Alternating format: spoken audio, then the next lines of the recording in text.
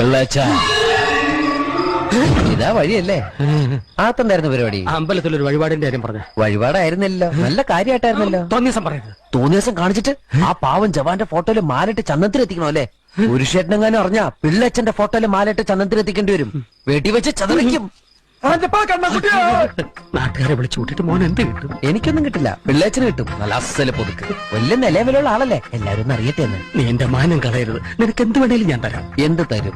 എന്ത് വേണം? അച്ഛന്റെ കയ്യിൽ നിന്ന് കള്ളക്കണക്ക് എഴുതി വാങ്ങിച്ച കുരുടിമുക്കിൽ 25 സെന്റ് സ്ഥലം. അയ്യോ മാധവ, അത് അയ്യാ മാധവ, അത് എഴുതി തരുമൊന്നും വേണ്ട. അവിടെ ഇത്തവണ എനിക്ക് വിത്തറക്കണം.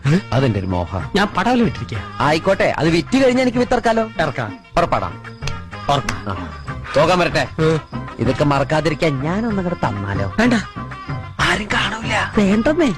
എന്നാ ചാടിക്കോ മോനെ. ഇന്ന് നീ അവിടെ കക്കാൻ കയറരുത്. ഇന്ന് അവിടുന്ന് എന്തെങ്കിലും പോയാൽ നാളെ എന്റെ തലയിലാവും. ഓ, എന്നാ